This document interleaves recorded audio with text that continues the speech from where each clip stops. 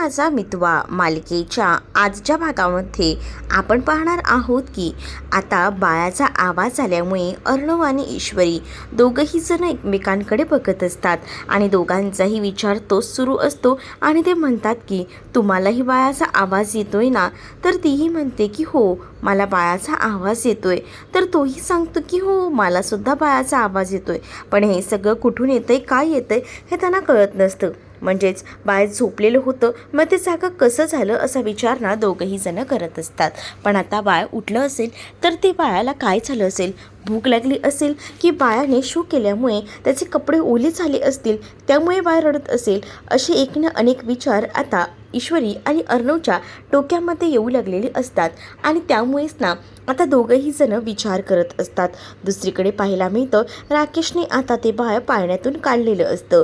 का तर त्याला आता उठल्यानंतर त्रास व्हायला नको. म्हणजेच त्याला असं वाटत असतं की अंजलीला जर जाग आली तर पुन्हा अंजलीची झोप होणार नाही आणि म्हणूनच बाळाला तो आपल्या हातामध्ये उचलतो आणि त्या रूमच्या बाहेर घेऊन जातो. रूमच्या बाहेर घेऊन गेल्यानंतर आता पॅसेजमध्येच मेन त्याचा आवाज येऊ लागतो. बाळाला बाहेर तो घेऊन चाललेला असतो. तेच अर्णव ईश्वरीची नजर वर जाते. अर्णव ईश्वरीच्या लक्षात येतं की हा तर कुठेतरी बाळाला घेऊन चाललेला आहे, पण कुठे काय काहीच कळत नसतं आणि त्यामुळेच ना टेन्शनचं काम झालेलं असतं. अर्णवला ईश्वरी म्हणत असते की हा तर कुठेतरी बाळाला घेऊन चाललेला आहे आणि त्याच वेळेला आता ईश्वरी अर्णवला थांबवत असते. आपल्याला हा चान्स आहे बघण्यासाठी की नेमका हा कुठपर्यंत जातोय ते बाळाला घेऊन. आपण ह्याच्याकडे लक्ष ठेवूया, पण ह्याचा पाठलाग तर करायला हवाच ना, असं आता अर्णव बोलत असतो.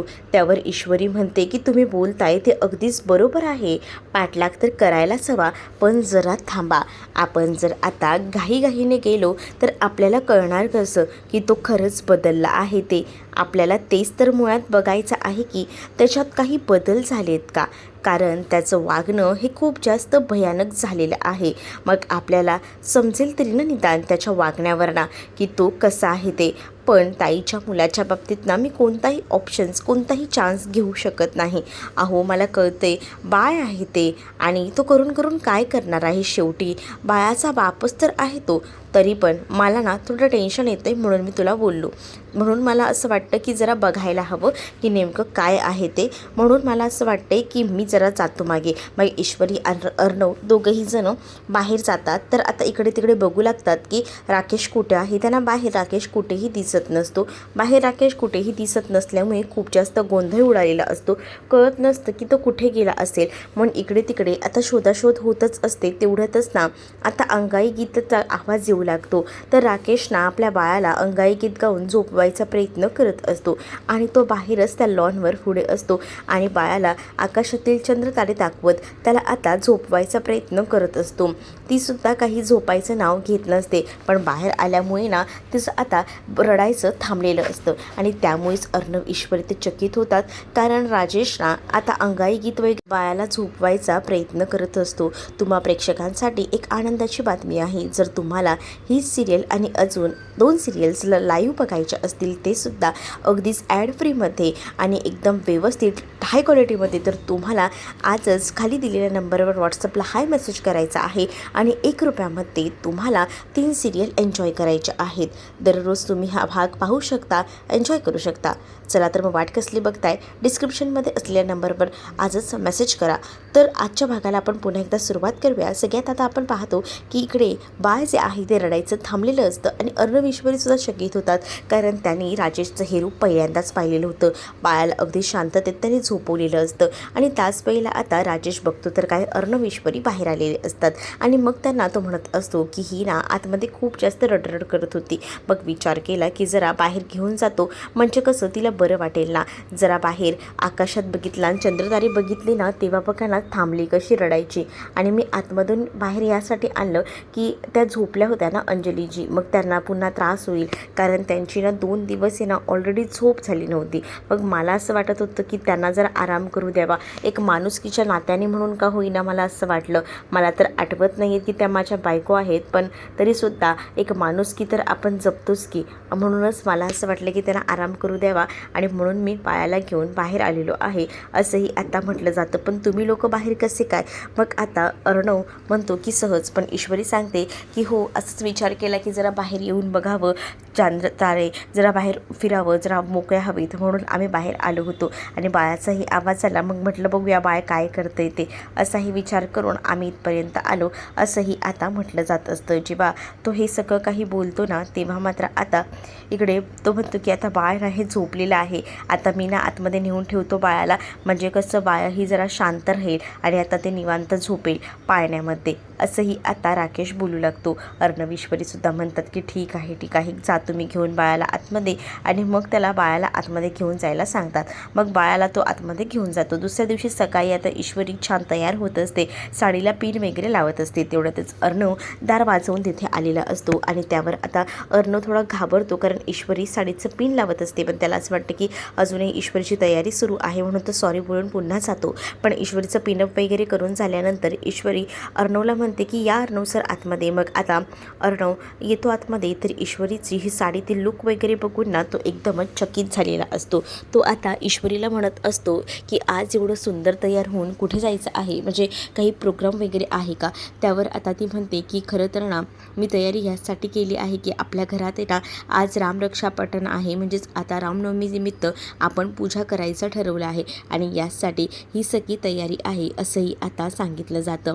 जेव्हा आता या सगळ्या गोष्टी बोलल्या जातात ना, तेव्हा मात्र म्हणत असतो की अच्छा हे का, मला माहीत नव्हतं. त्यानंतर आता अर्णव जो आहे तो तिथे येऊन बसतो, तर ईश्वरी लगेच त्याला छेडायचा प्रयत्न करते. म्हणजेच त्याला आता म्हणत असते की तुम्हाला कुठे काय माहिती असतं, तुम्हाला फक्त बसायचं, अशा दिवशी सणादिवशी ना पुरुषांना तर काही काम नसतं, बसायचं आणि मस्त जीवन ढुसायचं.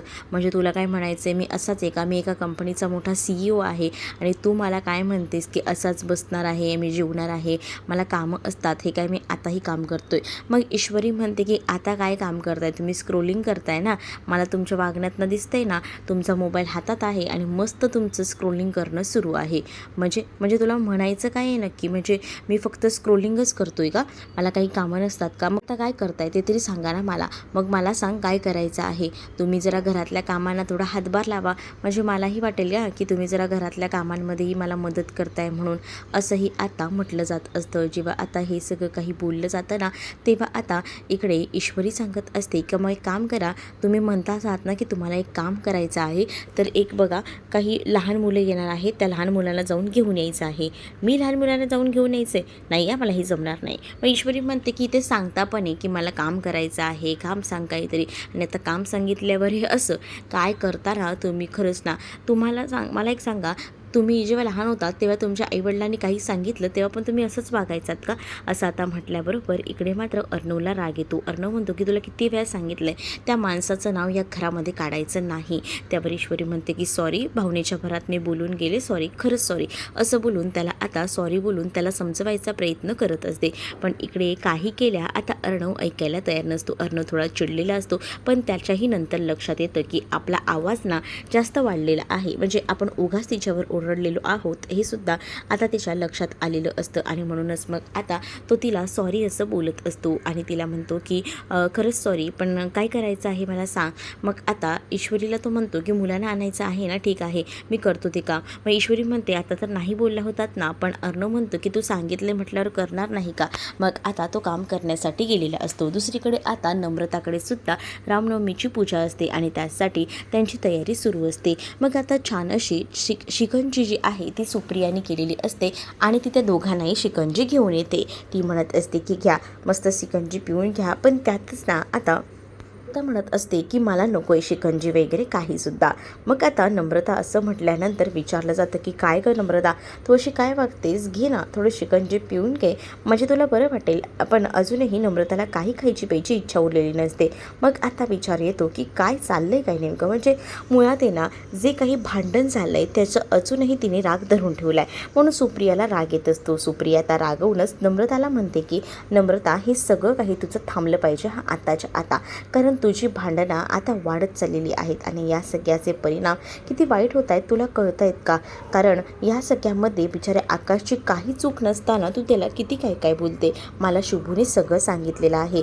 असं म्हटल्यानंतर आता नम्रता ही आता शुभूकडे बघून आग लावे असं म्हणत असते की काय गरज होती हे सगळं बोलायची. पण आता तू शुभूवर चिडू नकोस, त्याने जे काही सांगितलं आहे ते चांगलं सांगितलं आहे तुझ्या चांगल्यासाठी. तू इतका रागराग का करते? अगं त्यांच्या घरात काय परिस्थिती आहे तुला समजतंय का? राजेशचा मेमरी गेलेला आहे आणि त्याचबरोबर ते लहान बाळ आहे. घरात त्यांच्या परिस्थिती खूप जास्त नाजूक आहे. तरीसुद्धा एवढ्या गोष्टीतसुद्धा तू आकाशला समजून घेत नाही आहे म्हणजे नवलच झालं. त्यावर मात्र आता नम्रता म्हणते समजून घ्यायचा प्रश्न नाही आई, त्यांनी माझ्यासोबत काय केले त्याच्यामुळे मला इतका त्रास होतोय ना, मी तुला काय सांगू. मला नाही आता ह्या सगळ्याबद्दल बोलायचं, मी त्या माणसाबद्दलही बोलायचं नाही आहे ना मला या विषयावर काही बोलायचं आहे, असंही आता ती बोलत असते. आणि त्याचमुळे तिचा रागराग खूप जास्त वाढत चाललेला असतो. मग आता नम्रता बोलत असते की मला आता हा विषय नको आहे आणि मुळात ना मला वादही घालायचे नाही आहेत, मी येते असं बोलून आता ती शुभूला तो ज्यूस वगैरे देते आणि तिकडनं निघून जाते. तर शुभू आता तिला समजावत असतो की हे जे शिकंजी आहे ते पिऊन घे, काय ना वातावरण खूप जास्त गरम आहे मला कळतंय, पण जरा बरं वाटेल हे पिल्यानंतर. दुसरीकडे आता राजेशही रूममध्ये जातो आणि रूममध्ये झाल्यानंतर आता तो विचारू लागतो की आज काही प्रोग्राम आहे का, कारण जी अंजली होती तीसुद्धा छान तयार झालेली होती. मग आता अंजलीलाच तो विचारतो की काही आहे का तुमच्या घरात काही प्रोग्राम, कारण का बाहेरही बघितलं खूप जास्त धावपळ गडबड सुरू होती. मग त्यावरती म्हणते की हो, आज घरात ना रामनवमीची पूजा आहे आणि त्याचसाठी ही तयारी सुरू आहे आणि तुम्हीसुद्धा रामनवमीसाठी तयार व्हा, तुमच्यासाठी मी कुर्ता वगैरे काढून ठेवलेला आहे. पण कोणता कुर्ता आहे, म्हणजे माझ्या मापाचा बसेल का? मग ती म्हणते की हो तुमच्याच मापाचा आहे हा, तुम्ही असताना पहिल्यांदा घालायचात ना तोच आहे हा, मग होईलच तुम्हाला. मग तो म्हणतो ठीक आहे, पण काही कोणाला मदत हवी असेल तर मला सांगा, मी करेल मदत. तर मग ती म्हणते की नाही, तुम्हाला कशाला काही मदत करायची आहे, तुम्ही तर या घरचे जावई आहात ना, जावई अशी कोणतीही कामं करत नसतो, असंही ती आता म्हणत असते.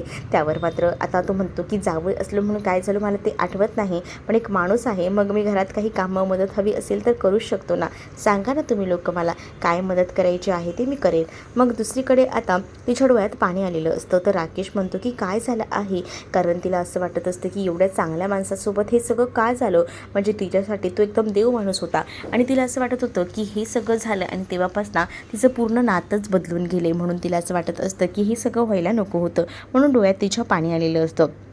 पण ती आता राजेशला सांगते की तुम्ही छान तयार व्हा, तुमच्यासाठी कपडे वगैरे मी काढून ठेवलेत, हे कपडे वगैरे घाला आणि तुम्ही तयार होऊन या बाहेर. मग आता तो सुद्धा त्या कुर्त्याकडे आणि पायजमाकडे बघत असतो आणि त्याला आता बाहेर तयार होऊन यायचं असतं.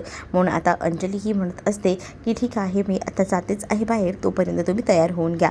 तर आता दुसरीकडे पाहायला मिळतं की अंजली थोडा विचार करत असते. राकेश तिकडनं कपडे घालण्यासाठी तयार व्हायला गेल्यानंतर तिच्या डोक्यात तेच विचार सुरू असतात की हे सगळं असं व्हायला नको होतं.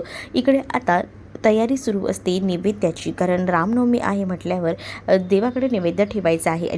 ईश्वरीची खूप जास्त धावपळ सुरू असते. ईश्वरी एवढा धावपळ करत असते ना, त्याच आकाश तिच्याशी बोलायला गेलेला असतो. आकाश थोडा असा नाराज असतो, आकाशचा मूड ऑफ असतो, हे ईश्वरीच्या लक्ष देतं. ईश्वरी आता विचारू लागते काय झालं आहे सांगाल का मला, तुम्ही सांगितल्याशिवाय मला कोणत्याच गोष्टी कळणार नाही आहेत, असंही ते आता म्हणू लागते. त्याच वेळेला तो सांगू लागतो की माझं आणि नम्रताचं भांडण झालं आहे. ही गोष्ट ऐकल्यानंतर खूप मोठा धक्काच ना मुळात ना इथे असणाऱ्या ईश्वरीसाठी असतो. ईश्वरी म्हणत असते नमुताईचं आणि तुमच्यासोबत भांडं, नमुताई कधीच इतका रागराग करत नाही, आज तिला इतकं काय झालं आहे की जी एवढं भांडले आहे ती. त्यावर मात्र ती जराही समजून घ्यायला तयार नाही आहे. 2 दिवस झाले ती माझ्याशी भांडते. ही गोष्ट आता कुठे जाऊन इशूला समजलेली असते. मग आता इशूला तो म्हणत असतो की मला असं वाटतं ना की या सगळ्या ह्याच्यामध्ये माझं आणि नम्रताचं लग्न लवकरात लवकर व्हायला हवं आणि यासाठी मी तुझ्याकडे बोलायला आलेलो आहे. त्यावर ईश्वरी म्हणते की आपण बघूया, पण तेवढ्यातच ना हे सगळं बोलणं जे आहे आहे ते ऐकलेलं असतं इथे असणाऱ्या या मामीने, आणि मामी लगेच येऊन म्हणत असते की वा रे वा, कोण कोणाला काय शिकवत आहे, मस्त चाललं आहे तुमचं, म्हणजे सगळं सोमडीत करायचं आणि मग दाखवायचं की आम्ही काहीच करत नाही आहे. त्यावर मात्र तो आता ओरडतो आणि तो म्हणतो की काय चाललं आहे तुझं मॉम, कशाला ओरडतेस एवढी आणि कशाला एवढी बडबड करतेस, नको ना एवढी हायपर होऊ, आणि काय चुकले गं, काय झालं आहे आमचं, मग आता प्रत्येक वेळेला तू असं का करतेस, पण मी काय म्हणते, तू हे सगळं हिच्या सांगण्यावरनं करतोयस ना, मला सगळं कळतं आहे. त्यावर मात्र आता ईश्वरी चिडते आणि ईश्वरी म्हणत असते की आकाश भाऊजी काही लहान आहेत का, त्यांना त्यांचं हित कुठे आहे काय आहे हे समजत नाही आहे असं वाटतंय का तुम्हाला, प्रत्येक वेळेला काही ना काही बोलून टॉर्चर करायचंच हेच तुम्हाला बरोबर मामी माहिती असतं. पण दुसरीकडे मात्र आता वल्लरी चिडलेली असते आणि वल्लरी आता आकाशला म्हणते की पुन्हा जर लग्नाचा विषय काढलास ना तर लक्षात ठेव, घरात वातावरण काय आहे, काय चाललं आहे, आणि तुला लग्नाचं पडलेलं आहे, इतक्यात तरी तुझ्या लग्नाचा विषय या घरात येणार नाही, काढायचाही नाही असंही आता म्हटलं जातं.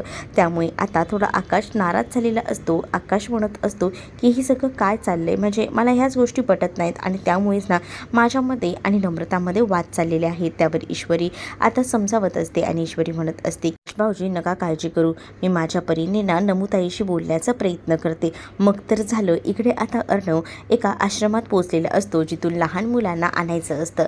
मग आता तिथे आल्यानंतर म्हटलं जातं की तुम्हीच अर्णव राजे शिर्के आहे ना, मग अर्णव राजे शिर्के आहे म्हटल्यावर आता हो असं म्हटलं जातं. मग आता हा माणूस आलाय आपल्याला घेऊन जायला, या काकांसोबत आपल्याला जायचं आहे असं ती मुलं म्हणत असतात. मग आता अर्णवला काका म्हटल्यानंतर थोडं आता अनकम्फर्टेबल वाटत असतं. त्याचं असं म्हणणं असतं की त्या मुलांनी ना त्याला निदान दादा तरी बोलावं, पण त्या मुलांनी आता डायरेक्टलीच त्याला काका असं संबोधलेलं असतं. मग आता मुलांना तो माणूस जो आहे आश्रमातला मेन माणूस तो आता सांगत असतो की मुलांनो कोणतीही गडबड गोंधळ करायची नाही, यांच्यासोबत घरी जायचं आहे आणि तुम्हाला छान पूजा वगैरे करून मगच रिटर्न यायचं आहे, पण जास्त आवाज करू नका, ते तुम्हाला घरी घेऊन जायला आलेले आहेत. पण आता ही मुलं कसली ऐकतात, मुलं जी असतात ती अशीच गोंधळ घालणारी असतात. मुलं आता डायरेक्टली गाडीत जाऊन बसतात आणि म्हणत असतात की ए काका चल ना लवकर, चल ना आपल्याला जायचं आहे, माहिती आहे ना, चल उशीर करू नको, आणि असं बोलून आता मुलांचा नुसता गोंगाट सुरू असतो. आणि मुलं जेव्हा गोंगाट घालत असतात ना तेव्हा ती अर्णवला पटकन गाडी वगैरे स्टार्ट करायला सांगत असतात. मग आता मुद्दामून ना एक तर मुलगा जो आहे ना तो मुद्दामून त्या अर्णवच्या जी सीट आहे त्याच्या खाली ती पिपाणी ठेवतो, म्हणजे अर्णव जेव्हा बसणार तेव्हा ती पिपाणी जोरात वाजणार. आणि अगदी तसंच झालेलं असतं. अर्णव म्हणतो की तुम्हाला मी पहिलेच सांगतो या गाडीत बसताय ना एकदम शांतपणाने बसा आणि काही आवाज वगैरे करू नका, आवाज जराही वाढला ना तर बघा लक्षात ठेवा, असंही तो म्हणत असतो. पण मुलं नाही नुसती गडबड गोंधळ करतच असतात. तरीसुद्धा मुलांना तो समजावत असतो. आणि त्याच वेळेला पुढे मात्र आता मुलांना तो म्हणतो की मी तुम्हाला सांगितलं आहे मला बिलकुलही आवाज नको आहे, तरीसुद्धा तुमचा आवाज काही केल्या कमी होत नाही आहे, जरा थांबा, शांत बसा, असं देखील आता सांगून शांत बसायचा प्रयत्न तो करत असतो. दुसरीकडे आता इथे पोलीस आलेले असतात आणि ईश्वरी त्यांना अंजलीच्या रूममध्ये घेऊन येते. खरं तर त्यांना ना राकेशचा मोबाईल भेटलेला असतो आणि तो मोबाईलच ते घेऊन आलेले असतात. मोबाईल घेऊन आल्यानंतर आता ते म्हणत असतात की खरं तर जिथे अपघात झाला तिथे तुमच्या मिस्टरांचा मोबाईल सापडला आहे आणि तोच द्यायला आम्ही आलो होतो. आणि मग मोबाईल वगैरे ते देतात आणि त्यानंतर आता ते सही वगैरे मिस्टरवर करायला सांगतात. त्याच वेळेला अंजली त्यांना विचारते की हा अपघात कोणी केला होता, काय केला होता, तपास लागला का नाही. आता ते सांगतात की त्याचा शोध सुरू आहे, तपास लागला की आम्ही तुम्हाला नक्कीच कळवू. मग त्यांना अंजली त्या रजिस्टरवर सही वगैरे करून देत असते. मग आता तिथे मोबाईल मात्र तिला भेटलेला असतो. इकडे मात्र आता लक्ष असतं राजेशकडे ईश्वरीचं की तो काय करतोय, त्याची हालचाल याच्यावर बारकाईनं तो बघत असतो. आणि त्याच वेळेला आता तिच्या लक्षात येत असतं की चला हा मोबाईल तर आता आपल्याला भेटलेला आहे. ईश्वरी आता तिकडनं निघून जाते. लक्ष बरोबर आता राजेशकडे असतं. राजेश काय करतोय काय नाही या सगळ्या गोष्टींकडे तिचं लक्ष असतं. आणि त्याचबरोबर आता ते इन्स्पेक्टरही तिकडनं गेलेले असतात. आणि त्याचसोबत इकडे मात्र आता अंजली जी आहे ती म्हणत असते की हा मोबाईल तुमचा आहे. मग तो म्हणतो काय माझा मोबाईल आहे, नाही माहिती मला काहीच. आणि मग त्यानंतर आता त्यांचं थोडं बोलणं होत असतं. मग ती म्हणते की ह्या मोबाईलला तर चार्जिंगच नाही आहे, मी थोडं चार्जिंगला लावून येते हा मोबाईल, असंही आता म्हटलं जातं. आणि मग काय चार्जिंगला लावायला मोबाईल ती गेलेली असते. आणि तोपर्यंत आता राजेशला काही सुचत नसतं की हा आपला मोबाईल आहे काय आहे. पण आता ती मोबाईल चार्जिंगला लावून ठेवते. तोपर्यंत इकडे सुप्रिया जी आहे ती सगळी तयारी करत असते. गुळाचं श्रीखंड श्रीखंड वगैरे सगळं रेडी केलेलं असतं नैवेद्याच्या ताटामध्ये आणि त्याचसाठी तिची तगमग आता सुरू असते. दुसरीकडे आता पाहायला मिळत असतं की सुप्रिया जी आहे ती फोनवर बोलत असते, कारण ईश्वरीचा फोन आलेला असतो. ईश्वरी आता म्हणत असते की आई जरा मला बोलायचं होतं की काय झालं आहे नेमकं, मला जरा सांग ना. म्हणजे नम्रतामध्ये आणि आकाशमध्ये काही वाद झाले आहेत, काय झालं आहे एवढं. मग आता अगं काय सांगू, एवढं प्रमाण वाढलं आहे ना त्यांच्या भांडणाचं की काय बोलावं तुला. खरंच ना त्यांचं भांडण इतकं विकोपायला गेलं आहे की 2 दिवस झाले नमू काहीच त्याच्याशी बोलत नाही आहे. अगं पण हे सगळं कशावर ना काय, हे आता ती आईला विचारायचा प्रयत्न करत असते. अगं मग त्या दिवशीचा घडलेला घटनाक्रम जो आहे तो आता सांगितला जात असतो आणि त्या दिवशीचा जो घटनाक्रम आहे तो ऐकून मात्र आता इकडे इशूसुद्धा चकित झालेली असते. पण आता इशू म्हणत असते की लग्नाची सुद्धा आपण आता काही घाई करू शकत नाही, कारण अजून घरात वातावरण तसं शांत झालेलं नाही आहे. तुलाही तर चांगलंच माहिती आहे बापरे, म्हणजे आता ही अजूनच गरम होईल, अजूनच तापेल. आणि ह्या सगळ्या गोष्टी जेव्हा आता बोलल्या जातात तेव्हा मात्र आता ईश्वरी म्हणते की मी माझ्या परीने नम्रताशी बोलेन, तू नको काळजी करू आई. असंही बोलून कसं बसं आता तिला शांत करायचा, म्हणजेच आईला शांत करायचा प्रयत्न इकडे मात्र आता ईश्वरी करत असते. ईश्वरीला माहिती असतं की तिच्याने या सगळ्या गोष्टी एकटीच्याने हँडल होणार नाही आहेत, तरीसुद्धा बिचारी ती आता प्रयत्नही करतच असते.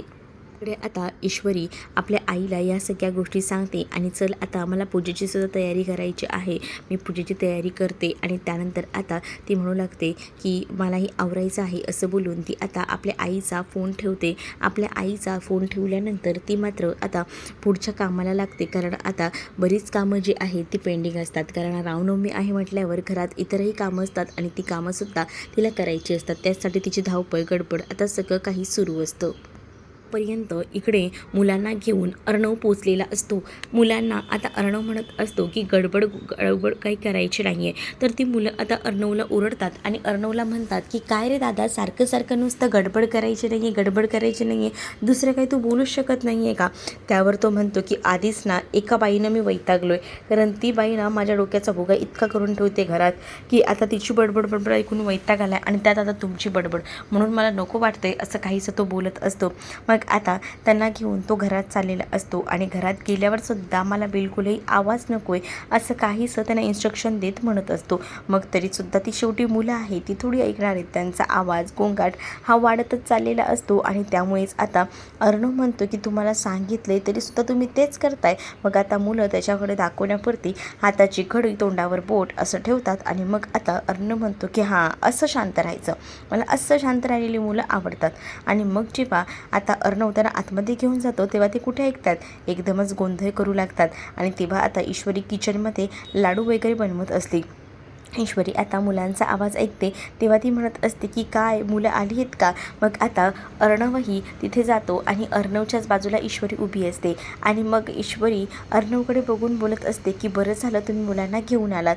तर दुसरीकडे मात्र आता ही मुलांची गडबड आणि गोंधळ हा सुरूच असतो. आणि एवढं सगळं होत असतानाच आता मुलांना डायरेक्टली विचारतात की अगं ताई मला सांग की या दादासोबत तुझं कसं जमतं गं, हा दादा नेमका तुझा लागतो कोण गं ते तरी सांग, कारण ना ह्या दादाचं नुसतं तेच चाललंय मगासपासून, आवाज करू नका, गडबड करू नका, काय हा दादा असा, असंही आता म्हटलं जात असतं. आणि त्याच वेळेला आता हा दादा ना माझा नवरा लागतो असंही आता म्हटलं जातं. पण मुलांना ना आता ते जे लाडू बनवलेले असतात ते सुद्धा खायचे असतात. पण आता ईश्वरी जी आहे ती त्यांना थांबवते आणि त्यांना सांगत असते की थांबा, हे लाडू तुम्हाला खाता येणार नाहीत, तुम्हाला प्रसाद म्हणून नंतर देता येईल, कारण आधी हे दाखवायचे आहेत आपल्याला देवाला, मगच तुम्हाला खायला भेटतील. असंही आता ते त्यांना सांगून शांत करण्याचा प्रयत्न आता करत असते. आणि जेव्हा या सगळ्या गोष्टींचा शांत करण्याचा प्रयत्न ती करते ना तेव्हा मात्र आता मुलं जी आहेत तेव्हा कुठे जाऊन शांत बसतात. पण अर्णव ना त्यांना आता आवडत नसतो. म्हणजेच ते ईश्वरीला म्हणतात की हा माणूस आहे ना खरंच भयंकर आहे. आणि त्यानंतर मात्र ईश्वरीला हसू येत असतं, कारण ईश्वरी ऑलरेडी या सगळ्यातून जात होती आणि आता तिला ह्या सगळ्या गोष्टी नव्यानं कळत होत्या. पण पुढील भागातमध्ये पाहायला मिळतं ईश्वरी अर्णवला म्हणत असते की आपल्याला ना अजून एक पॉईंट भेटलेला आहे, तो म्हणजे राकेशचा मोबाईल पोलिसांनी आणून दिलेला आहे. मग आपल्याकडे एक एक्स्ट्रा सिम कार्ड पडलेला आहे, त्या सिम कार्डवरून मुद्दामून राजेशच्या मोबाईलवर फोन लावायचा आणि जी नेहमीची रिंगटोन आहे ती जर तुमच्या कानावर पडली, तिच्या कानावर पडली तर तो फोन उचलायला जातो का, सगळं काही सोडून हे आपल्याला बघायचं आहे. याचा अर्थ तेव्हाच आपल्याला कळेल की त्याचा जो आहे तो मेमरी लॉस झालेला आहे की नाही. इकडे पूजा चालू असेल रामनवमीची आणि रावणाचा इथं वध होईल असंही आता ईश्वरी म्हणत असते आणि ईश्वरीने सांगितल्याप्रमाणे आता अर्णव या सगळ्या काही गोष्टी ज्या आहेत तशाच्या तसा करतो. आणि त्याच वेळेला आता इथे रामनवमीची पूजा चालू असते आणि तेव्हाच अर्णवने मुद्दामून राजेशच्या त्या फोनवर फोन करण्याचा प्रयत्न केलेला असतो. तर इकडे मात्र आता ईश्वरीचं लक्ष असतं की राजेश कसा रिॲक्ट होतोय तेच बघत ती असते. तर तुम्हाला हा भाग कसा वाटला हे कमेंटमध्ये मला नक्कीच सांगा आणि अशाच नवनवीन भागांसाठी आपल्या चॅनलला सबस्क्राईब नक्कीच करा. चला तर मग भेटूया पुढच्या भागामध्ये. तोपर्यंत